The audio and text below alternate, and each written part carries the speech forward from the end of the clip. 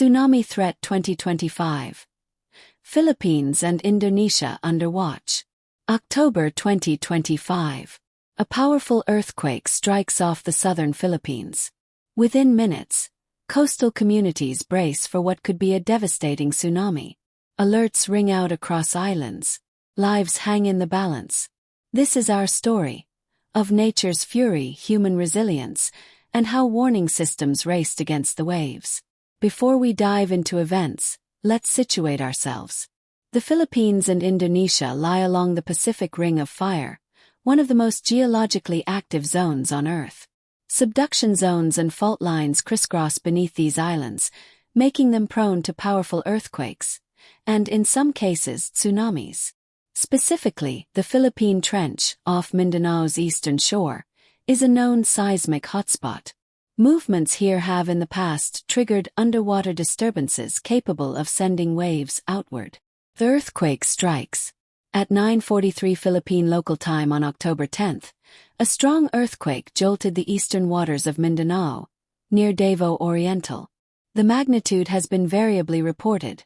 Some agencies put it at 7.4, others at 7.6. The quake was shallow, estimated at only about 10 kilometers deep, magnifying its impact on the surface. Aftershocks quickly followed, compounding anxiety. Many buildings shook violently. Cracks appeared in walls, windows shattered, utility lines swayed. Within minutes, the Philippine Institute of Volcanology and Seismology, PHIVOLCS, sounded alarms. A destructive tsunami, with possible life-threatening wave heights, was forecast. Coastal provinces were urged to evacuate immediately, moving inland or uphill. Authorities in Indonesia also issued alerts for northern Sulawesi and Papua, fearing the waves could reach across straits. The response: evacuations, warnings, and wait. Coastal towns trembled. In provinces like Davao Oriental, Surigao del Norte, Surigao del Sur, Eastern Samar, Southern Leyte, and Dinagat Islands, mass evacuations were underway. Schools suspended classes. Hospitals moved patients out, some to temporary shelters. Infrastructure damage, power outages, and fears of more aftershocks complicated movement.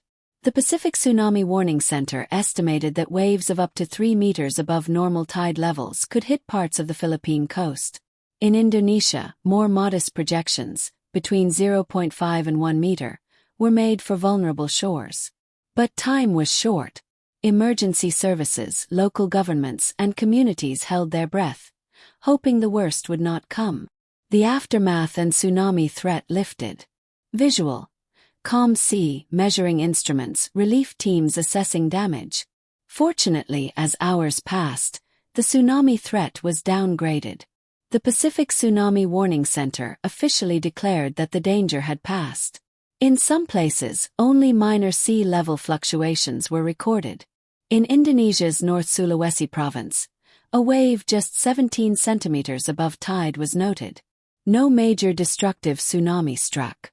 Yet the damage was real. At least one death was confirmed, with dozens more injured. Buildings showed cracks, schools and hospitals were damaged, and utility lines were disrupted. In Davao City, parts of the international airport building were structurally compromised, though operations continued without flight cancellations.